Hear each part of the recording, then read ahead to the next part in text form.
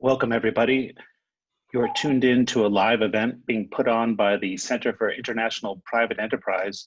Today's topic is trade-based money laundering.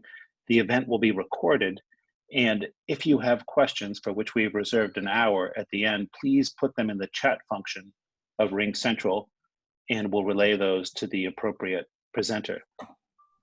Now I'd like to introduce Andrew Wilson, the Executive Director of the Center for International Private Enterprise.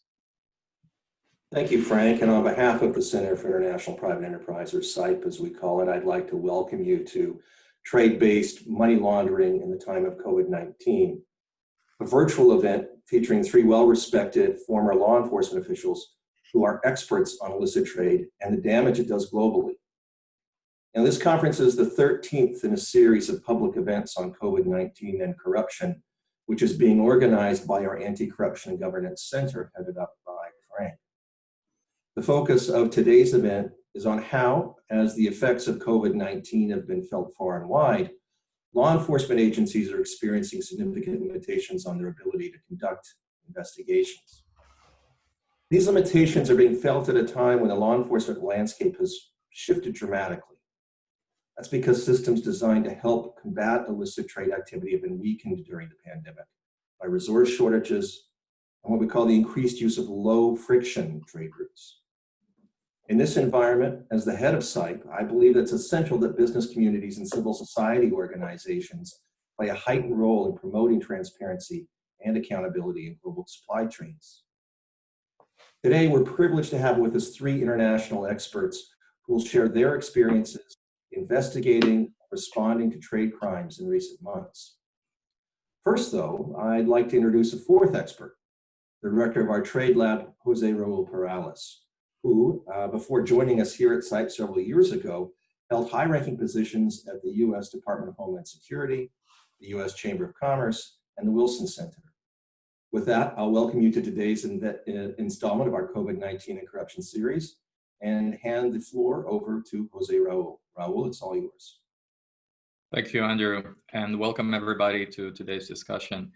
As Andrew was saying, in our experience and the work in the trade lab at CIPE, questions of fights over or the fight against illicit trade take a centerpiece or center place in the work that we do. The trade lab at CIPE conducts projects designed to improve the border management environment in countries all over the world, particularly with respect to customs modernization and process reengineering.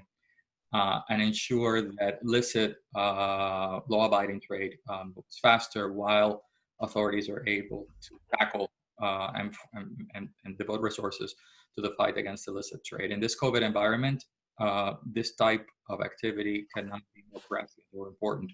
Already in some of the countries where we work in, particularly in Asia, we've seen illicit activity concerning the movement of N95 masks, for example. So questions about public security and public trust are also at play in this environment. And so from the perspective of our trade lab, we are beginning to devote a lot more attention to the connection between customs and border environment and such illicit activities, especially those based on money laundering. So for today's event, we're very excited to come with three foremost experts in the law enforcement environment who will walk us through the dynamics and the situation and the challenges confronted when trying to tackle these kinds of activities. We will start first by looking at the impact of COVID-19 on the international law enforcement operations. And for that, we're delighted to count with Mike Loughnane, who's a former director of special operations at the U.S. Environmental Protection Agency at the Office of the Inspector General, where he conducted and managed complex fraud investigations. In 2010, Mike became an instructor in counterterrorism, anti-corruption, and financial investigations. He formed Loughnane Associates in 2016 and now publishes articles, speaks at international conferences, and provides general trainings and webinars viewed around the world. With that, over to you, Mike. Thank you, Raul. Everyone hear me okay? Yes. Great. Okay. Thank you for the opportunity to join the webinar. I've been a long-time fan of your series, so to be a part of it is really something I'm excited to do. and contribute where I can. This is a segment of a presentation I gave several months ago, a webinar about the impact of COVID-19 on law enforcement. We seem to spend a lot of time and a lot of attention on the activities against law enforcement, the different types of crimes and the issues facing law enforcement in the COVID times, but we don't spend so much time talking about what it's actually done to the operational impact of law enforcement. So while I'll show you some of the slides of what I discussed a few months back, I went back and tried to do an update to see if there's been any dramatic increases or changes. There's a new normal forming, which I'll discuss briefly, but largely the problems that we've incurred may have relaxed a little bit, but they're still present. And this is a never-ending concern. So always interested in updates. If anyone online has any, send me, happy to do it. Anyway, again, the focus is that my attention or my contribution here is to talk about how operational issues present themselves, how the law enforcement supply chain, this is the place by which law enforcement collects a lot of its information in order to do its work, could become and has been dangerously impacted, could become unreliable. I'll talk about that. And a little bit about what the new normal may possibly be. So if you could change, next slide, please. Okay. An older slide to go back to where it initially started. We had the same kind of concerns back then. You had a lot of boots on the ground, officers that were out sick. You had less attention locally. You had less issue. You had more people just generally being more focused on safety, or I'm sorry, on health concerns rather than safety concerns. I'll summarize it right now. If you look at the impact on law enforcement, if you consider it as a balloon, law enforcement response is a balloon.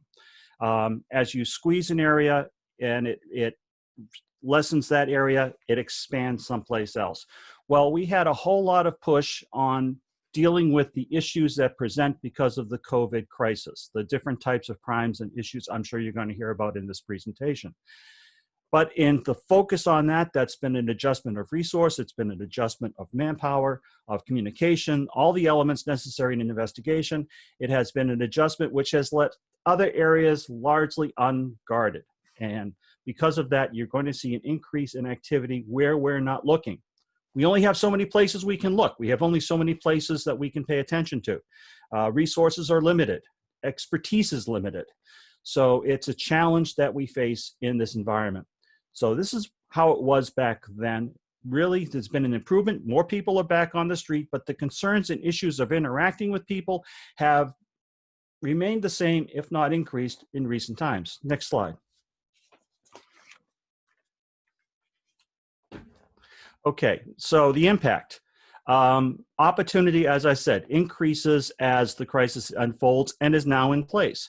As we spend more time focusing on the issues that are COVID related, we may not be spending time and attention on those things that are otherwise going on, the systems and networks that are already in place. And that's the challenge. We have opportunism presenting as the crisis unfolds, obviously. The presentation I gave a couple of months ago, I titled it, "Never Let a Crisis Go to Waste," which is a national politician in the United States used that statement quite readily. This is what we're talking about. It's the ability to, with that crisis, what can the bad guys make as a benefit out of this? We have issues, I'll just jump down to the other point, the supply chain. Law enforcement is a reactive structure. They respond when an allegation or issue is presented to them. When somebody in some level of expertise or ability to know sends information forward and law enforcement initiates an investigation. Well, as we've had impact in like our resources and communications, so hasn't the private sector or the financial sectors that deal with collecting this information and reporting it when they see something going wrong. That's the same challenge, that they have the same issues. So therefore, they're not watching maybe to the same levels that they used to watch, so there's been an impact. So we've not been able to be as reactive, therefore we may not know about all the issues that are going on, and that our eyes and ears have been impaired. The ability for trustworthiness of the data, because you're not necessarily dealing with the same people or the people that have that expertise to provide that information, that is a challenge. So basically, you've got our eyes and ears. The tip of our spear, the places where we've identified for potential law enforcement response, has been dulled because of this. We just have not had the same ability to respond and react as we otherwise would. Next slide, please.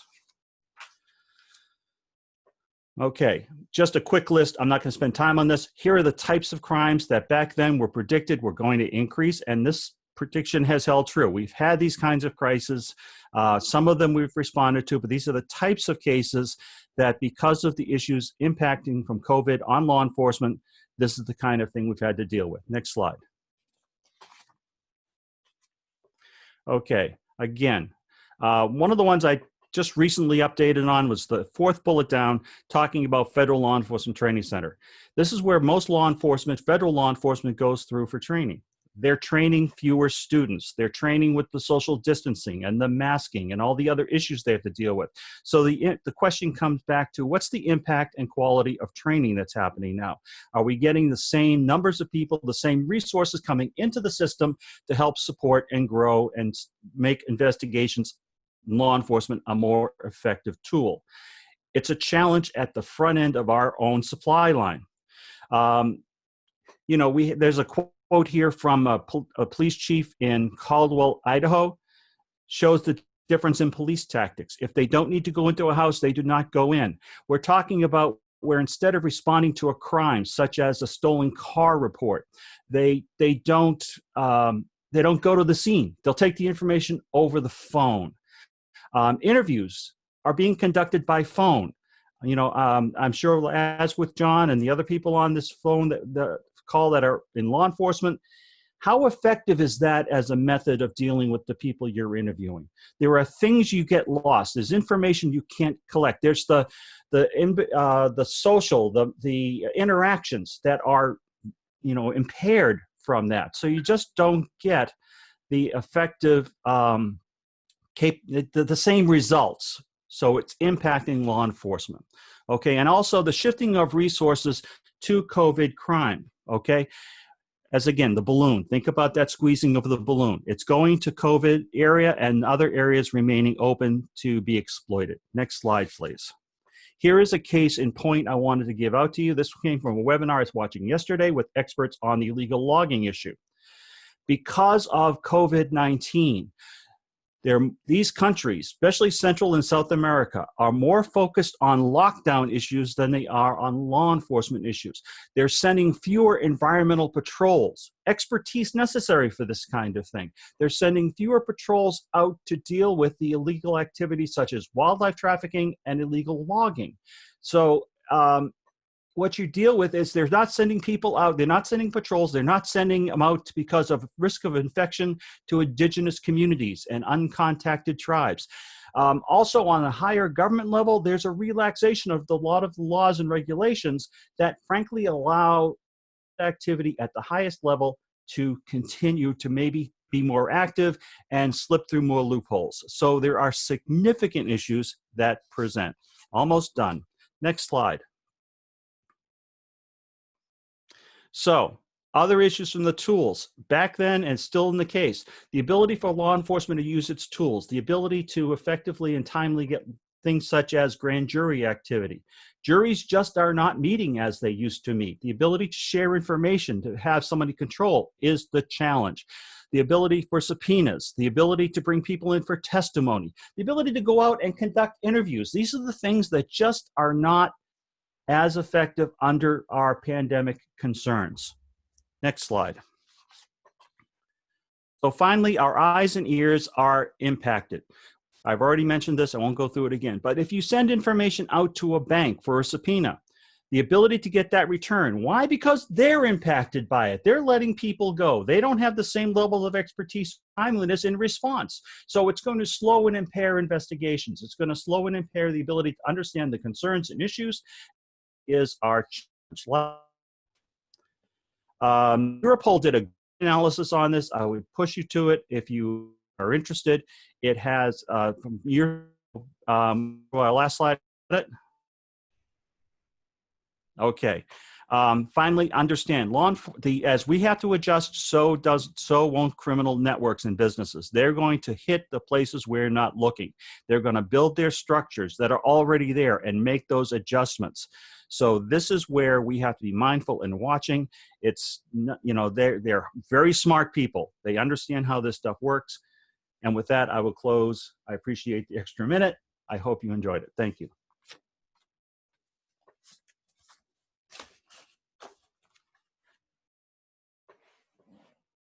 Thank you very much, Mike. This is quite the picture on the question of law enforcement. It's definitely a challenge.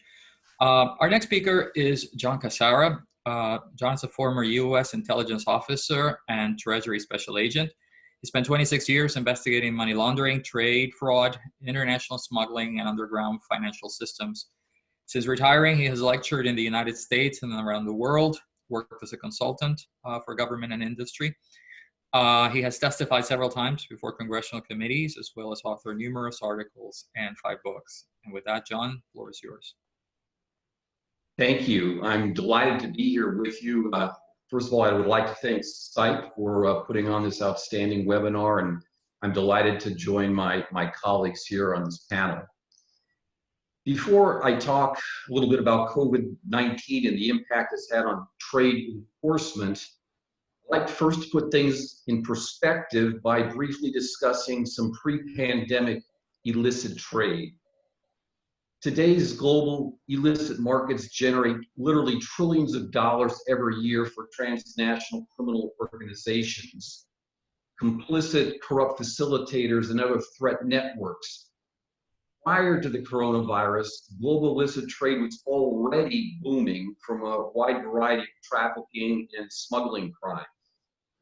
So, for example, trade in counterfeit medical goods is not a new phenomenon. It didn't begin with the current pandemic. According to the OECD, in 2016, international trade in counterfeit pharmaceuticals alone reached approximately $4.5 billion, threatening public health and safety while enriching criminals and organized crime. This does not include a very large volume of domestically produced and consumed illicit pharmaceuticals, particularly in China. In fact, the origin of most of the fake pharmaceuticals was and is China. According to studies, India is in a distant second place. The United Arab Emirates, Singapore, and Hong Kong were identified as major transit economies for those shipments. Certainly, the large free trade zones in those areas played a role. According to the OECD, the primary target marketplaces for these illicit products were Africa, Europe, and the United States. The World Health Organization defines counterfeit medicine as, quote, one which is deliberately and fraudulently mislabeled with respect to identity and or source, unquote. Both branded and generic products can be faked, and in some parts of the developing world, more than 30% of the medicines on sale are presumed fraudulent.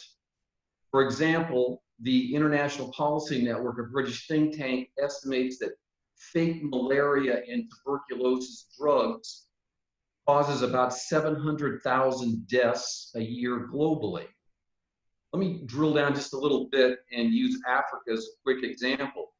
According to the WHO, about 100,000 deaths a year in Africa are linked to the counterfeit drug trade, pharmaceutical trade. While not all of the fake drugs originate from China, enforcement action in Africa revealed that about 97% of fraudulent pharmaceutical products were shipped from China. Once again, India was a distant second place.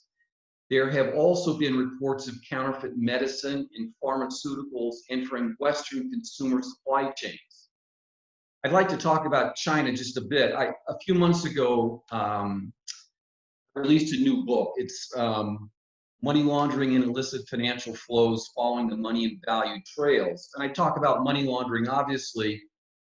I included a chapter on why I believe China is the #1 money laundering threat in the world today. And I looked at China from an enforcement perspective by looking at specified unlawful offenses, predicate offenses rather, for money laundering. And I looked at a whole host of things like narcotics trafficking, counterfeit goods, IPR violations, identity theft, human trafficking, wildlife trafficking, illicit tobacco. Mike mentioned illegal timber, logging sales, et cetera, et cetera. And I looked at Chinese-centric money laundering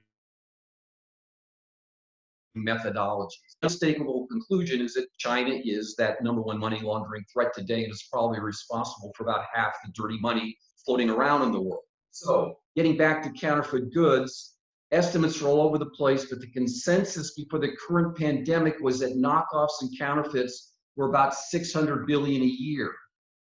That's far more than the worldwide total of narcotic sales. And I'm not even talking about IPR violations and theft of commercial trade secrets. According to the US Chamber of Commerce, China is a source of 86% of the world's counterfeit goods. And then COVID-19 hit, and the situation's only been made worse. COVID-19 appears to have significantly increased the intensity of medical supply fraud. Interpol says the outbreak has offered an opportunity for fast cash as criminals take advantage of a high market demand for personal protection and hygiene products. I'd just like to highlight a few quick examples. Because of COVID-19, more and more people and businesses around the world are procuring medical supplies of all sorts over the internet. Some of this is accomplished via social media, e-commerce platforms, and online marketplaces. The explosive growth of e-commerce has generated a substantial increase in international mail and express consignment shipments.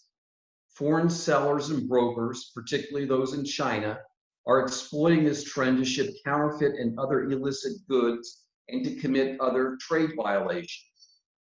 For example, way back in March of this year, during the early days of the pandemic, Interpol helped coordinate an operation where authorities from over 90 countries moved against the illicit trade of medical equipment and products where counterfeit face masks, substandard hand sanitizers, and unauthorized antiviral medications were seized. Unauthorized chloroquine, the antimalarial drug used to treat COVID-19 in some countries, surged by more than 100%. More than 34,000 counterfeit and substandard masks, as well as fake medicines reported to cure 19, were seized. In recent months, Europol and Interpol have helped seize tens of millions of dollars worth of counterfeit medical supplies. Remember when I said before COVID-19, worldwide sales of counterfeit was estimated to be about $600 billion a year. Now some experts are revising those numbers because of COVID-19 and believe sales of counterfeit goods are projected to be about $1.8 trillion this year. There are two other things related to COVID-19 that I don't think they've got the attention they deserve. And one revolves around trade-based money laundering. Again, I wrote a book about trade-based money laundering a few years ago, Trade-Based Money Laundering, the Next Frontier in International Money Laundering Enforcement.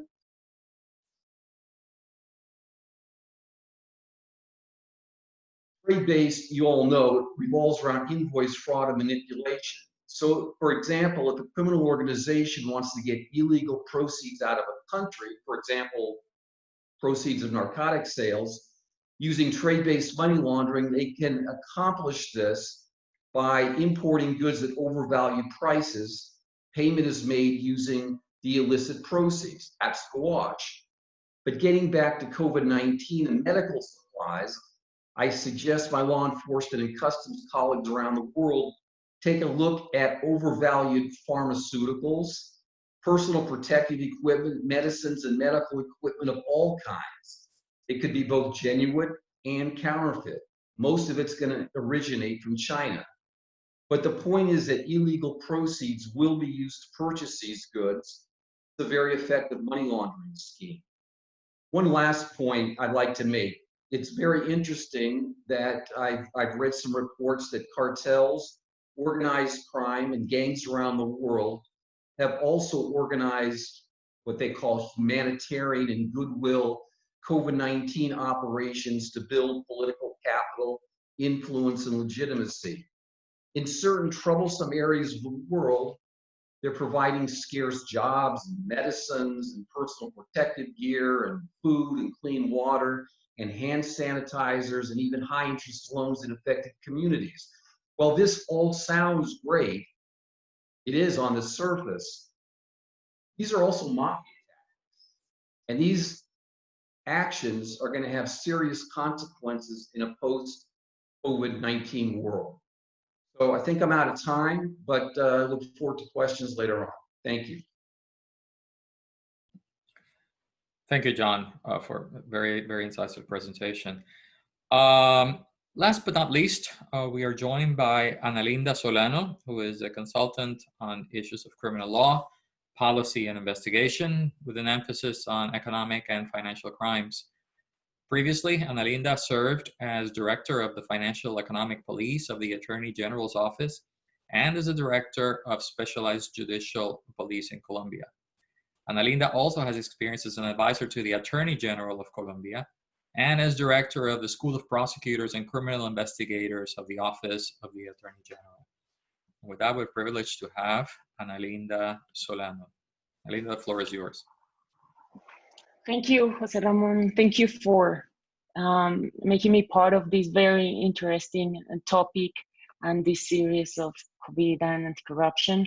And certainly, trade-based money laundering is very relevant and very related, not just to this COVID crisis, but in general to these topics you've been discussing.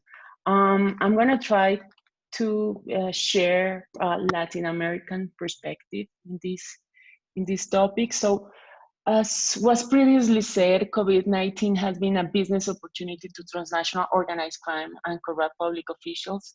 Forms of violence, corruption, forms of illicit trade have prospered in this period, as Mark and John were explaining. Corruption have mainly been visible, for example, as overpricing in procurement processes, as we know, of personal protective equipment and other COVID-related goods and materials. This is something that have been exposed, I think, in almost every country of the region. But it's interesting to say that it's not just grand corruption, but it's also petty corruption. According to Transparency International, since January 2020, almost 2,000 people have contacted Transparency International network of advocacy and legal advice centers to report corruption and seek assistance for issues related to COVID-19, including gender-based corruption. And this is very interesting. Regarding gender-based corruption, for example, there are some investigations in Colombia and in Mexico regarding sexual extortion, like sexual favors, like asking for sexual favors to access to breeding devices. And I just coming to this event, I was wondering if, for example, this is a form of illicit trade too, regarding sexual favors, another commodity. So besides this grand corruption and petty corruption, the reality is that these forms of corruption also involve interaction with organized crime groups and drug trafficking cartels. There's no other way where illicit trade could thrive in this lockdown situation without corruption facilitating the movement of drugs and their proceeds. So it makes sense that illicit trade of this protective equipment and other COVID-related goods increase in this period of time, as John was saying. But it's interesting to see that also, for example, restrictions in alcohol and tobacco due to the increase of some forms of violence have dramatically impact illicit trade of these goods too. And not just in the region, but in some other contexts, there have been very relevant experience. But in this context, it is interesting to say that countries as El Salvador, for example, have more than 70% of the local market in illicit whites or illicit forms of tobacco. So you already had some local markets that had already 70%. Some other countries, I believe Panama had 90% of their local market where cigarettes are illicit, are result of illicit trade. So what is going to be the result in this context? You know, these markets are going to have more illicit trade. Illicit trade is going to have more of these local markets, or what's going to be the result of that. It is interesting to see also what happened with drug-related trade, because at the beginning it was believed that it was going to have an impact, like a negative impact, like because they wouldn't have much access to chemical precursors or some other forms of some other things that they need in order for the chemical transformation of illicit crops into cocaine and other forms of illicit drugs. But certainly they just adapt. So this tells us a lot of the capacity of our criminal organizations to adapt to this context and even thrive from it. So with the help of corruption, they have been able to obtain the supplies they need, some restrictions in free trade zones or customs restrictions in order to import materials in some contexts haven't reduced their capacity, or they had just a lot of supplies that it doesn't matter the lockdown, they have been able to continue with their business. But even though that, what we can see is their capacity to adapt. And Mark was saying a lot of how wildlife, trafficking in person for sexual exploitation, labor exploitation, illegal mining, all of these have grown. And what we have seen is impunity have grown, because being centered in COVID-19 activities, and it just have allowed to impunity in all of these other sectors. And what have happened in trafficking in person is really, really interesting, and how you can see a lot of impunity in this sector. So sexual exploitation places have continued operating without much control. So illicit trade of goods, it's useful for two main reasons. As we know, it's an opportunity to finance activities, because it covers the cost of other products, production inputs, I don't know, labor, transportation, raw material.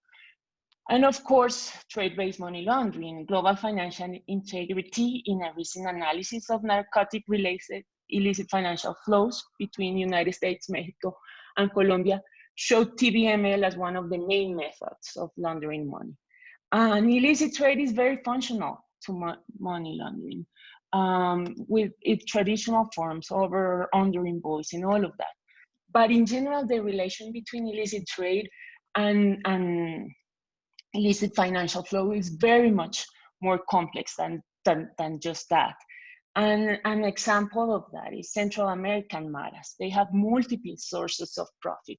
But for example, they finance through extortion that victimizes communities that live in territories that are controlled by them.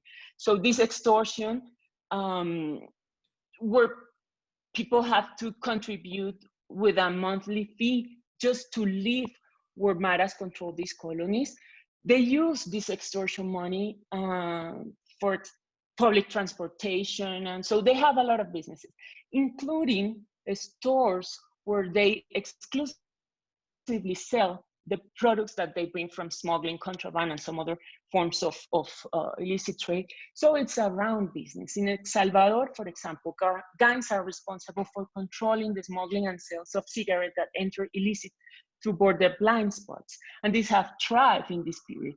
Gangs force cigarette smugglers to sell their products at low prices exclusively to them and not to other people. And then they sell that at higher prices on the black market. Remember, we say that El Salvador, 70% of the illegal of the local market is illegal sale of cigarettes. So gangs use this money that they obtain from the sale of cigarettes to buy weapons, vehicles, pay for lawyers, and facilitate their thriving business of extortion. So it's as we were saying, it's a round business, and that this is where understanding the criminal convergence in the anti-money laundering system is so relevant. Something that is kind of scary for me in COVID, but mostly in post-COVID period, is that there's going to be then a need for laundering a lot of money. Because if we say that illicit trade and other forms of organized crime have thrived in this period, there's going to be the need to launder much more money. And a lot of small and medium businesses have closed. Just in Bogota, the capital of Colombia, 38,000 companies have closed in 2020. So there's a lot of vulnerabilities on these small businesses or people that went out of jobs on their entrepreneurships and small markets and small businesses. So there's going to be a lot of vulnerability. And I think this is also going to be a very interesting opportunity for these criminal organizations in order to launder money. The shift to e-commerce also is undeniable.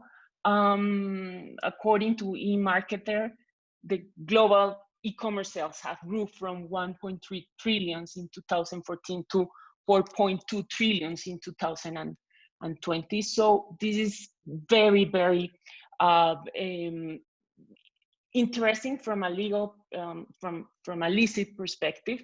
But if you see that, for example, recently the DOJ says 2 million worth of cryptocurrencies from members of ISIS, where these networks sold counterfeit masks and other COVID-related elements, with the goal of turning these profits into cryptocurrency to buy weapons.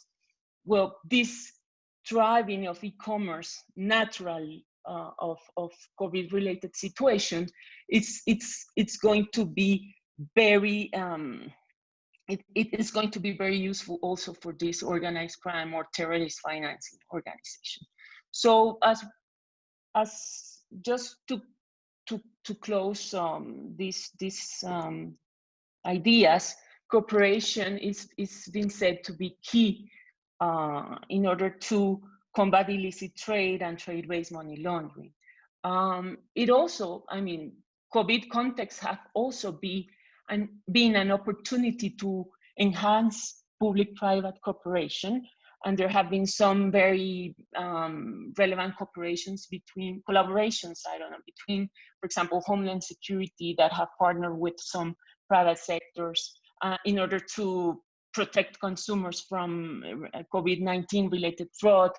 Some coalitions of private sector partnerships launching like some public awareness services in order to people to be aware to combat the trade of fraudulent goods. And there's also been a collaboration in regarding more operative aspect, not just prevention. There is also, in this context, there's been a raise in the awareness of the fundamental right to access information. This isn't a very well-known fundamental right, the right to access in public information. And in this context, it's been considered that it is one of the most relevant fundamental rights. And in this week, Honduras, El Salvador, and some other countries in the region are signing the commitment of some protocols in order to enhance the access to public information from civil society and in general people. And this is something that is very needed in this context. There are so many other important things to to say in this moment. I just want to finish with the importance of interagency cooperation in this context, and the relevance, for example, of custom agencies that are not necessarily an active anti-money laundering actor. Not that they are not traditionally seen as an anti-money laundering actor, and because of trade-based money laundering, this is something that have to change. In the region in Latin America, the awareness that there is regarding trade-based money laundering is very diverse, considering countries as Colombia, probably Mexico, have a very good awareness because of a lot of relevant cases that they have had, but some others doesn't have this kind of awareness, and this is very, this affects the capacity of reaction regarding trade-based money laundering, because you see each agency see a piece of what's going on. You see the tax evasion, you see the custom fraud, you see different parts of the problem. But if there isn't a general awareness of the risk regarding money laundering, it's very difficult to see the whole scheme. International cooperation. Trade transparency units have always been said as a very relevant topic, and many cases regarding trade-based money laundering in Latin America have been possible because of these forms of bilateral collaboration. But what we can see at the moment is that in order to have more successful cases, this cooperation, this intelligence sharing, these forms of working together needs to be more than bilateral. You need to have more integration in this sense. And regarding risk assessments, like national risk assessments, what you can also say that dimensioning some risk at a national level won't help you see the transnational threat, and this global financial integrity assessment I was talking about show, for example, that for the US, the bulk cash smuggling was still relevant from Mexico, but national risk assessment from Mexico didn't show this as the main form of money laundering. So this shows you that you need to understand this national risk assessment from a transnational view to fully understand what's going on, but also to understand that probably in that globe effect or in that adaptation capacity, something else is going on. And for example, discussing with prosecutors from Costa Rica, they said that when Mexico include these controls to bulk cash smuggling, kind of part of this problem went into their countries, to Costa Rica and some other Central American countries. So I think that national risk assessment regarding anti-money laundering should have a more transnational view or comparative view in order to fully understand what's going on. These are just a few ideas. Hope in the discussion we can go more in deep in some of these topics. Thank you so much. Thank you very much, Ana Linda. And in fact, I'd be remiss to say if I didn't say that the trade practice at SAIP actually is running a project in Colombia, or has successfully concluded a project in Colombia to introduce a risk management strategy for the importation of medical equipment and medical devices and pharmaceuticals, which at the time of COVID has actually proven quite interesting. One interesting fact of it is that from a 3%, and this is mostly anecdotal data from one port of entry, from a 3% rate of inspection prior to the installing of the system, agents do tell us that they have raised the number of, or the percentage of inspections to a 5%. What INVIMA has not been able to tell us, and this goes to the question of the role data plays in these kinds of operations, is what is the capture rate? What is the retention rate from that 5% of cargo that is being inspected, manual or physically inspected by INVIMA inspectors? What is the retention rate, which is, of course, a fundamental question in matters of securing or fighting illicit trade or counterfeit goods from entering Colombia. Encourage folks to send us your questions via the chat. I have a few questions, but I'll start with two that have been posed already. The first question has to do with how is, and this is a question for all of you, Annalisa, you have mentioned this already, but especially for Mike and John to chime in. How is law enforcement working with or not working with the e-commerce platforms in combat of illicit trade? And then the second question, specifically for John, has to do with, John, most of your talk centered on the role that China plays in trade-based money laundering and some of the networks. But one of our panelists, one of our folks in the audience have pointed out that, in fact, there's also a huge threat from Russia, particularly with the aspect of money laundering. And so the question is whether is there a trade-off in this sense? Are we focusing too much on China to the detriment of paying attention to what Russia might be doing with these networks?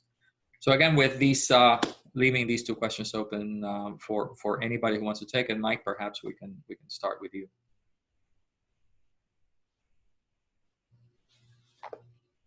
Mike, you're muted. We need to unmute you. Still muted. Oh, okay. That better? Much better. Yeah, I mute off my microphone for some reason. I was muted on the other side. I don't know why that happened. Anyway, apologies. I'll start with the second question first. Adam's question. I've been doing a lot of research into the FinCEN file leak and the issues attached to it. I don't think that you can consider them indicative of a global representation. They were a targeted, focused theft of government information by someone, frankly, something I get upset about because someone who took an oath to this country and violated that oath. So there's some things I can't forgive. That's one of them. Anyway, the point is, other countries aren't so focused. It was focused on Russia, so obviously they're the star of the day. Not that there's not a problem there. Obviously there are issues, but I just don't think you can use it in light of comparing to other countries. The second question, this is really where you have, this is on the e-commerce structure. This is where you really do have a representation of how the law enforcement supply chain can be impacted. You have a lot of entities.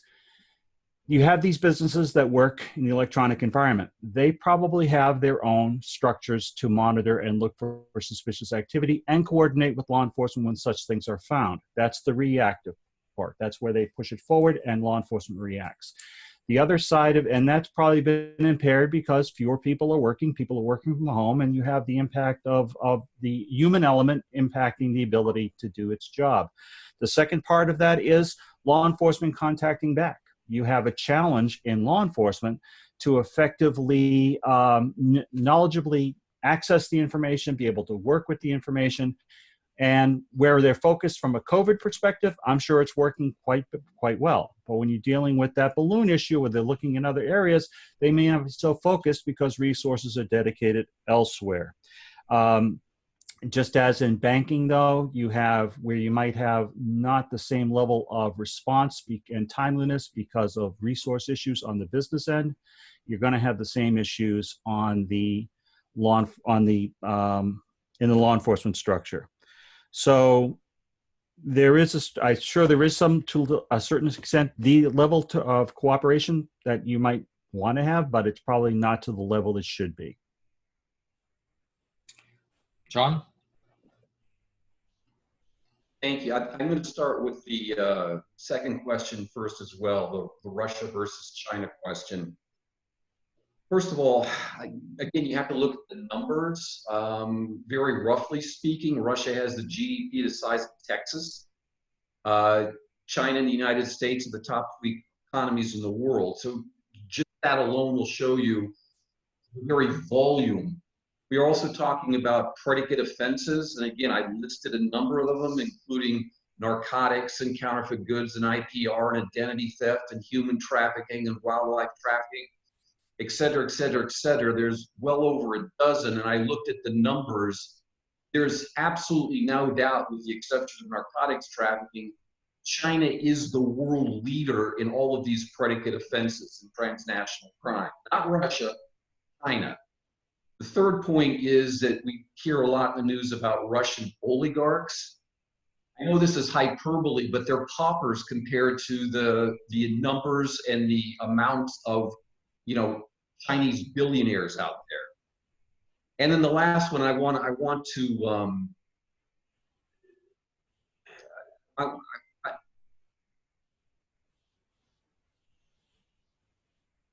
to give Mike a pat on the back, because I worked at FinCEN for a number of years. I worked for financial intelligence, and this whole idea about these FinCEN files, these leaks, actually breaks my heart. But the point that I think people forget, there were roughly 2,000 SARs released.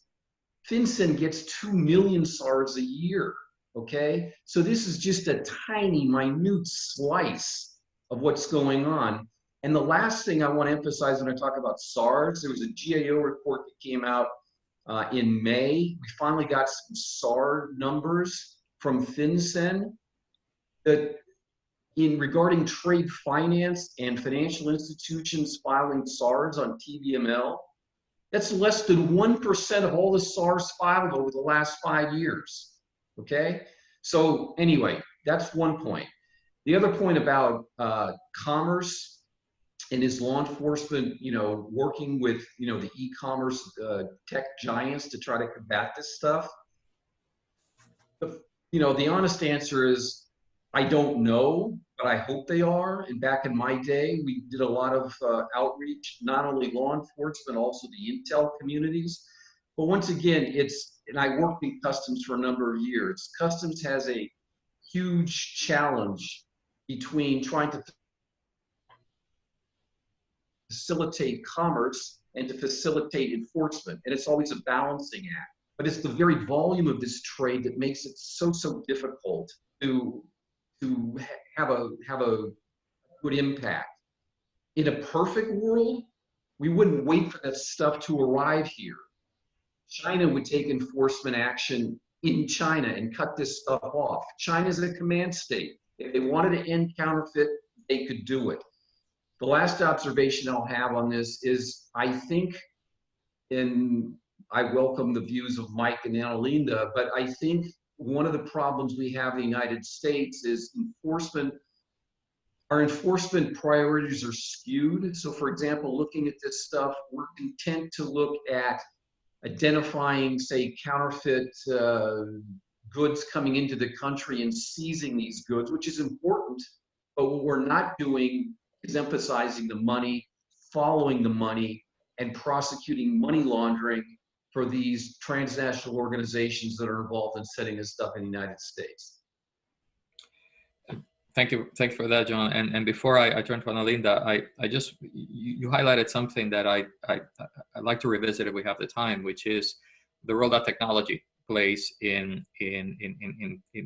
combating these kinds of movements, both the movement of the illicit goods and the money. And the question about whether this question of balancing the trade facilitation aspect with the enforcement issues that customs confronts all the time is the bread and butter of folks like our group, which work on modernizing customs procedures. And so I have a lingering question about what is the technology adequate? Is the technology available up to the challenge that we're confronting? Before we turn to that, I want to turn to Analinda for her thoughts and comments on these questions.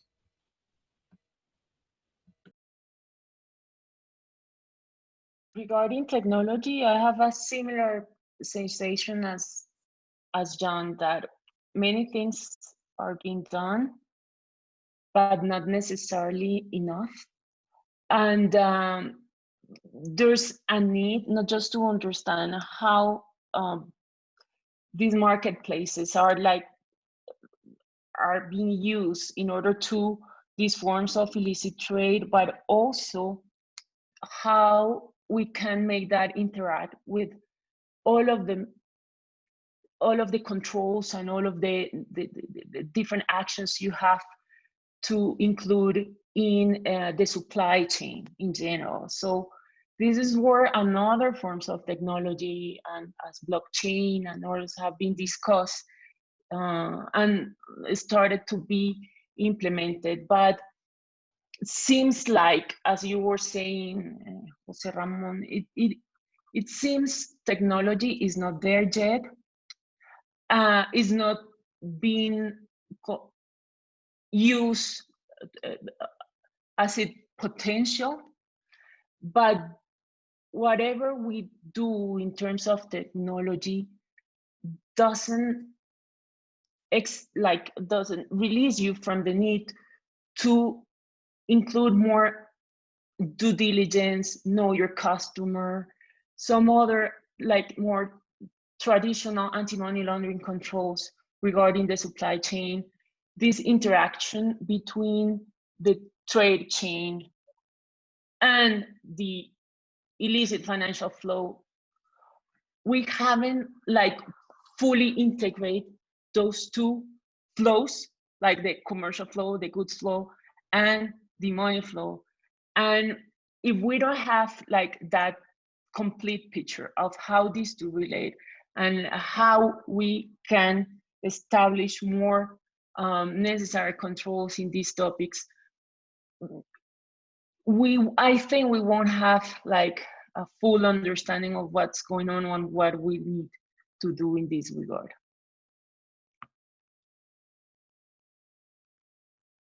Thank you, Ana Linda. I'd like to move to an additional question that we have from our audience. How can we make the RTI Act move stronger in the matter of AML? Mike, perhaps we can start with you. Okay. I think RTI Act, if I'm understanding, it's the Right to Information Act. Is that what the question is from Abhay? Is that how you say that? Yes. So just if you confirm that, Abhay, that's what we're talking about, I'd appreciate it. It's not a bad act as it stands right now. The thing is that we're dealing with AML. We're dealing with the ability to collect information from a sector that does business with other people. And they have to have the ability to protect a certain amount of information in order to conduct that business. At the same time, they're conflicted, or if they have a conflict, quite honestly, to present information to law enforcement when something suspicious happens. And it's inherent on law enforcement to use that information effectively in an investigation in order to arrive at a result to the allegations presented. That doesn't mean that that's protecting maybe to an extent the source. Just as we would protect, as we protect around the world, whistleblowers. We protect the source so that people can present this information forward. The information is the critical element. That's why it's called right to information. The information source, the information itself is what's important. That does come forward. That does get presented. That is put in court. That is presented. And where available, presenting it to represent against accusers. The accuser is always a right in the United States, and that's always possible when it can be. But you have to have the ability to, for law enforcement to have a trust with the sourcing of information, just as a journalist might have trust, have to develop trust with the sources they use for their information. It is inherent in the system, or else the communication links and supply to law enforcement dries up. So I don't really know how much more effectively it needs to be in place. It's more a fact of people need to understand what's behind the purpose and role here in order to make what is our system understandable. Can it be better? Sure, it can be better. But it's not bad when you really look at what's there now on how we do business. Yeah. Thank you, Mike. John, any thoughts on this matter? Not really, because I'm not sure what this Right for Information Act is, so I'm reluctant to comment, but I just wanted to applaud Mike's remarks because I think he's spot on his observation. So I'll pass over to Ana Linda. Maybe she has some views. I think we live in a context where accessing to information is fundamental for and many vulnerable communities, and I'm speaking here in Latin America, access into information has been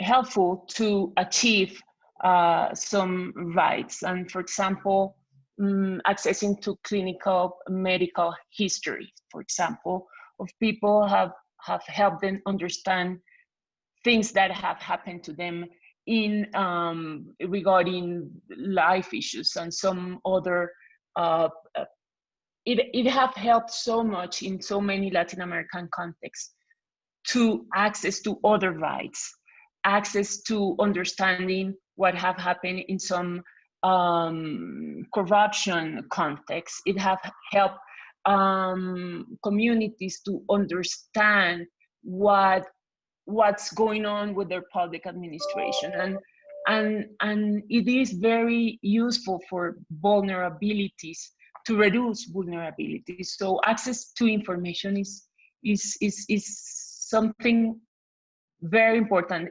How to bring this into the anti-money laundering context is a very interesting question. I don't know if there's much said in that topic. What I can tell here is that it's not just like the capacity to access this information, but to analyze it, for example, and there is a very relevant role of NGOs in this topic, pricing things, pricing information to detect if there are over or under invoicing situations. And for example, it comes to my mind the webpage that have Professor John Sanowick's regarding the pricing information to see how there is pricing alterations and how these can help to take better decisions. For example, a bank. I see an official, someone from a commercial working in a bank and opening an account for someone who brings some kind of business and wants to open an account, and accessing this type of analysis of information that are for free could help them have a much more informed decision making in these processes, because it's said that trade-based money laundering is something that's very difficult, for example, for banks to detect. So having access, having the capacity of analyze this information, being able to create more analysis regarding it and making it public for people to take decisions with it.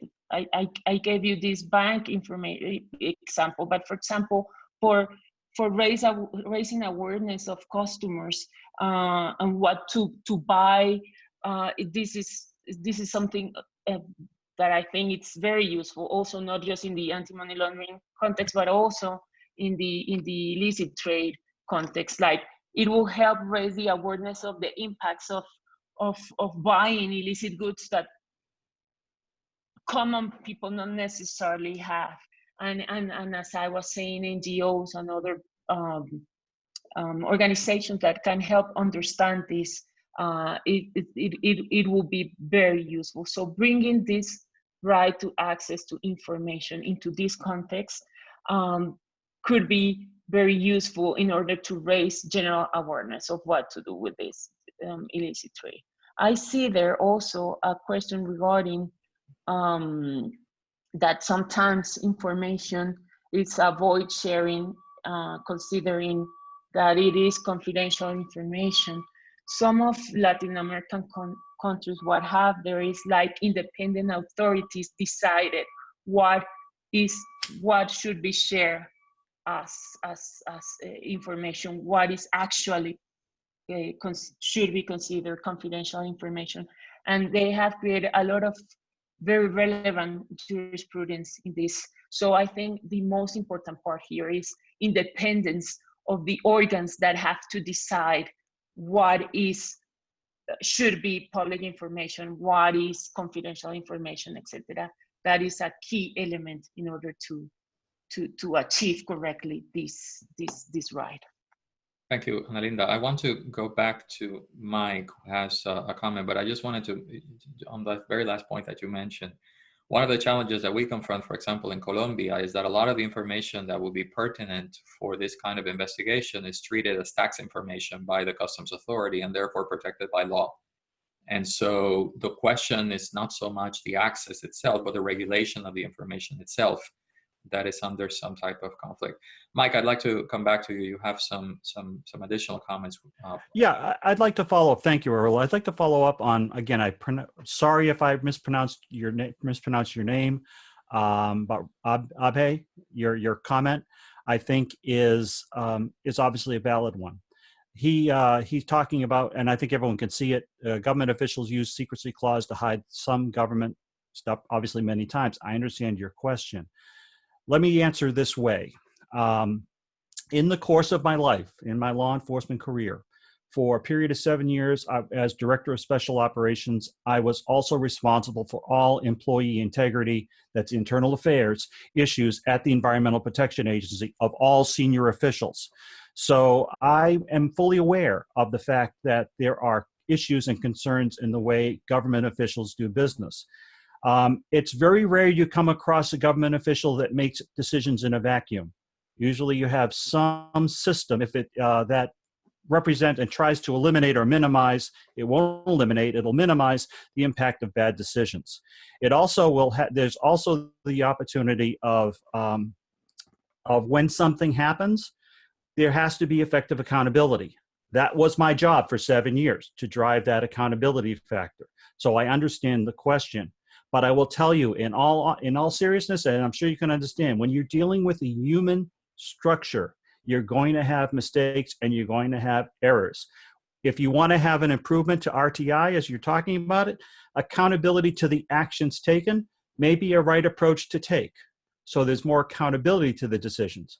But relative to the sharing of information, relative to the process by which that information is used in an investigation, there has to be certain protections built in place, and that has to remain in place. Thank you for the question. I absolutely understand your concerns, but it's understanding working with the system. We can always make it better, but it's always the challenge. Thank you. Thank you, Mike. I'd like to come back to this question of information, but perhaps from a different angle, and I'd like perhaps some comments from the panelists. We're talking about access to information and dissemination, etc. But are we collecting the right kind of information? And this comes to mind in the sense of, for example, the case I was mentioning with regards to INVIMA and its ability to monitor medical devices and medical products coming into Colombia. Of course, they have a risk management system, but still the agency is not able to share with us or even to know itself. And agents from the agency confided in us that they may actually not know what exactly is the retention percentage that they have of the goods that they inspect. And so the question of how as you do these kinds of inspections and as you start seeing certain kinds of goods, how you connect that to a risk profile that then allows us to then be more knowledgeable or more intelligent about the questions that we ask of the goods and follow some of the patterns that John and Mike were talking about that gets hampered. It's like a chain of knowledge, if you wish, right? And so I'd like to put this question back. I'm also reminded of the targeting centers that we have in the United States that now some other countries like the United Arab Emirates and even Colombia itself are trying to build. So are countries collecting the right kind of information? And this is not just the United States, of course, but also the countries that are the source of some of these goods and, of course, of the money. This is for any of the speakers. John, please.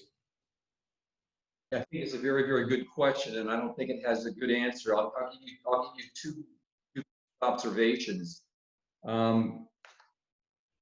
First is, are we collecting the right information? If you look at the measurables that matter, and I write about this a lot in my book, looking at the metrics that matter in money laundering enforcement, for example, which are successful investigations, prosecutions, and convictions. And the other metric that matter is forfeitures, not just seizures, but forfeitures. If you look at the numbers, we're doing terribly. I mean, like, as Raymond Baker of Global Financial Integrity says, we're a decimal point away from total failure. I could go on and on and on and explain it, but I don't want to take the time. Trust me, both the United States, internationally, if you look at the numbers, the metrics matter, we're not doing very well at all. So in that respect, if you look at it, we're not collecting the right information.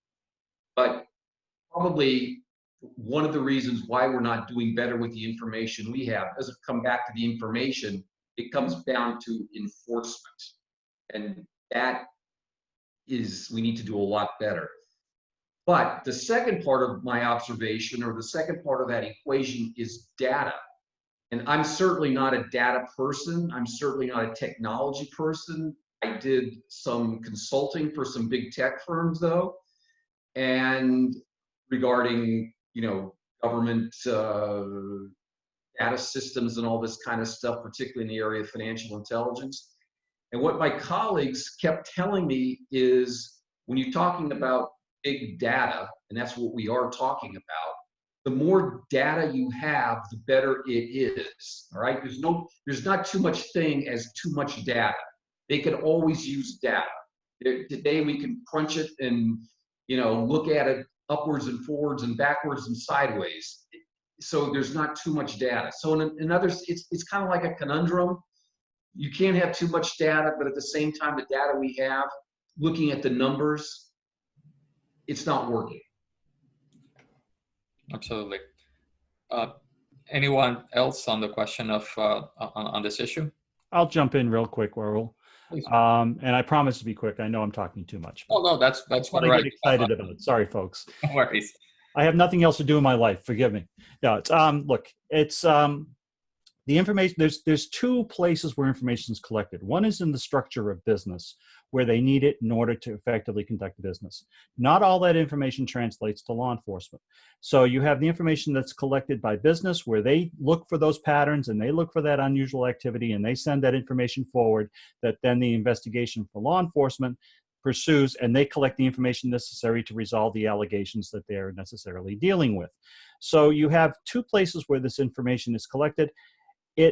It may not be, you can always argue if it's the right information or it's the wrong information, but it's sufficient information that you can identify the pattern of business. And when you, even in the criminal network, where it's criminal activity, there's a business pattern associated to it. These are the records that help identify that and allow for the law enforcement response. Can they be better information? Sure. But but I think overall information that's being collected is sufficient to carry the message forward. Thank you. Mike, Analinda, any thoughts on this? Yeah, two thoughts. One regarding what Mike was talking about, the things and files, is how much is done with these suspicious reports. Not necessarily, I mean, there's a lot of information relevant for anti-money laundering that is produced in these reports, but how much is processed from our law enforcement agencies and prosecutors' officers. And I remember a moment in Colombian prosecutors' office where they have almost 1 million suspicious reports, like without being seen. So there's an idea that if we produce this information, we are necessarily going to do something with it, and not necessarily. And I think this is scarier than, I don't know which is scarier, not being able to detect this, or even though we're able to detect it, not being able to do something with it. So this is one idea. And the other one regarding what you were saying, BIMA and customs and all that interagency that is needed in order to at least understand we are in a trade-based money laundering scheme.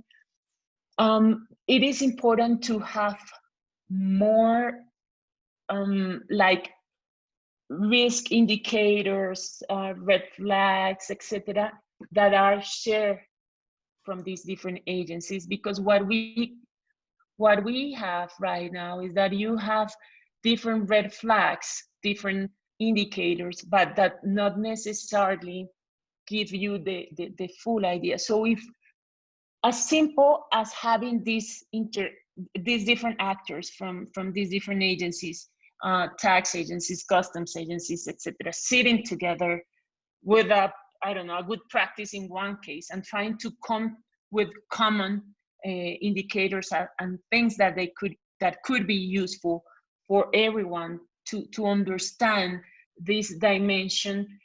This, as easy as it is, it could be an important step forward to understanding trade-based money laundering. And it is, I heard in Chile this expression, which is called, I'm gonna say it in Spanish, but it's entrenar el ojo, which means basically being able to see a little bit more from what is your jurisdiction or competence, and being able to give this alert. Sometimes people think that because they have, I was talking with I don't know if it was from Paraguay, but someone from the region recently told me that even though I'm able to detect something related to a money laundering scheme, that's not my jurisdiction. I mean, that is not something that I should do. And I was really scared with that answer, you know, because even as easy as an informal tip to a friend in another agency, this is something that that you could do. I mean, so being able for law enforcement and other agencies to go beyond what Luis Shelley said, like the silos idea of what every agency have to do. This is essential for really start being a little bit more successful against this type of criminal manifestations. Thank you, Ana Linda. We have two more questions, and I'll move quickly through them. Perhaps if folks could talk a little bit at some point, if they have any comments regarding money laundering through public procurement of health products or medical devices or pharmaceuticals, particularly in the context of COVID. In a sense, what is the role, or how are we seeing movement of money laundering activities or other illicit financial activities through the public procurement activities of governments in the context of COVID? And then the second question, which relates to something Ana Linda was mentioning, is that there is a lot of information that countries or agencies collect through trade-based trade operations or trade-based activities. And a lot of this, as you know, is not used properly or not used optimally. And so the question is is there any way in which public-private collaboration can help mitigate some of the obstacles in using this information or in moving this information around? So for example, can legitimate businesses, trusted trader companies assist governments in risk management and fighting crime? I'm reminded here, in a sense, when I was a DHS official, how closely we collaborated with specific companies on tracking illicit cigarette movement because of the consequences that have for financial networks, et cetera. Can there more of that be replicated in the fight against trade-based money laundering? So again, two questions open to the panelists. Mike, perhaps we can start with you if you have any thoughts on any of these questions. Actually, I'd like to defer the question on the COVID activity, money laundering. I think John is the name on the panel for that. So John, I'll defer that question to you if that works for you. Just a general comment on the public-private. Yes, love to see it. I can tell you that my experience in law enforcement had very little interaction at the time with the private sector. What I have experienced since then and this is where I've really enjoyed being in this point in my life doing this kind of work, has been to realize the strength that's out there on the private sector with organizations like SIPE, organizations like TI, organizations like GFI. I'm honored to be an associate with the Anti-Corruption Advocacy Network, of which SIPE is also a member. And the ability to see the skills and desires and passion that's in there, the knowledge that's being gathered, the ability to share that with law enforcement furthers their ability to understand the issue so that they can do more effective investigations, also helping drive governments to more efficient regulations and laws. So I would love to see more public-private. It's going on. It needs to be stronger. Thank you. Thank you, Mike. John, please. Yes, regarding the question about public healthcare fraud in this era of COVID-19, it's a good question. I'm going to go back. Don't hold me to this, but I think it was 2015. U.S. Treasury put out a new money laundering threat assessment, and what struck me was that in years past, the primary predicate offense for money laundering, everybody thought, oh, it's narcotics trafficking. According to the Department of Treasury a few years ago, that's changed now. It's fraud in all its forms. Medical fraud is right up there. And this comes into something else. Yes, there are forms of medical fraud that we talked about earlier related to COVID, and I gave some examples. But there's something else that we need to talk about. We don't have the time. It's one of my passions, if you will, and that is what I call service-based money laundering. Just as in trade-based money laundering, you have fictitious invoicing for the shipment of goods. You can do the same thing with services.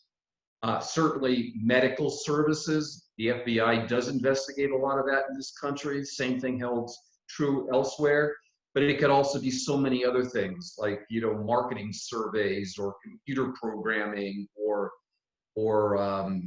accounting services and legal services. All of these types of things lend themselves to fictitious invoicing, fake invoicing, over and under invoicing, service-based money laundering.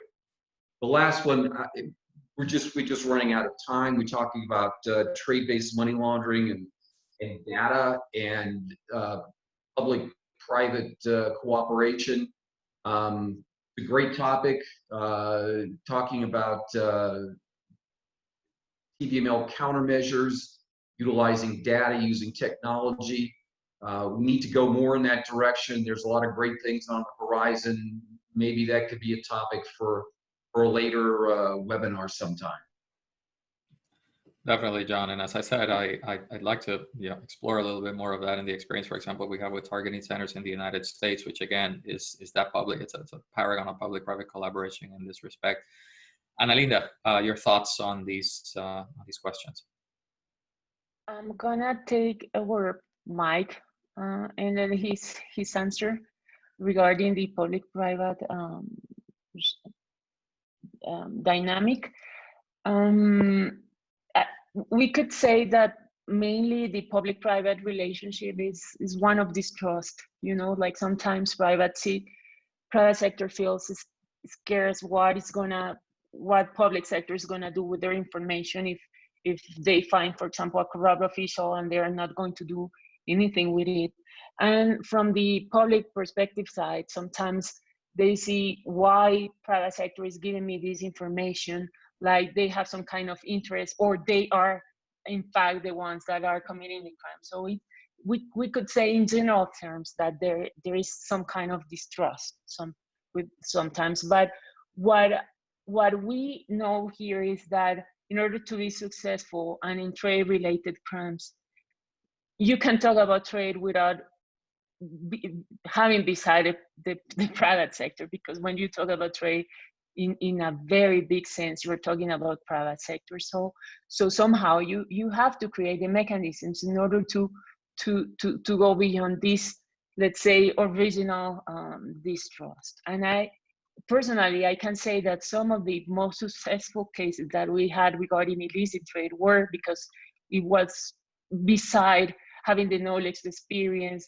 the information, that the intelligence information sometimes that you as a public official don't necessarily have, but private sector is more in contact with what's going on. For example, understanding threats and the network of people that know what's going on. So this is very relevant. And I know that there are some public public-private partnerships that have been very successful also in anti-money laundering topics. And I'm talking specifically of GimLead in the UK, wherein from a strategic perspective and an operative perspective, sitting together, private sector and public sector, understanding the threats, and then bringing that down into an operative level with some level of trust, exchanging information and coming back with some relevant information that is useful to detect and deter anti-money laundering schemes have proved to be successful. And I know, for example, from this GimLead experience in the UK, the ability to detect money laundering regarding human trafficking and other forms. So I think, and there, GimLead is one example, but there are some other example of how these public-private partnerships are useful and successful. So I think that what is in the bottom of all this is the importance of trust, which is what helps you to information sharing, and what you use with that, and how you use it. It's kind of the key element. So there are examples, successful examples. I would like to see much more of that regarding illicit trade. And you can see when we were talking about technology and all that, how regarding supply chain transparency and some other measures are going that path of public-private partnerships in understanding these threats and try to combat together illicit trade. I think that's the path. I mean, that's what we should be going in that way. Thank you very much, Analinda, sorry. I think that's all the time that we have for today. I want to thank all of the panelists, Mike, John, Analinda, for some very interesting insights and very wise comments on the subject at hand. This is indeed a gargantuan task, and there are, as John was saying, some elements that we can needle out of this for future conversations, and certainly for future work that SIPE, both in its anti-corruption work, but also SIPE in its trade lab, can pursue in partnership with governments and business. I'd like to also thank our audience for your questions and for your joining us today. And again, remind everybody that this is part of an ongoing COVID-19 and corruption series.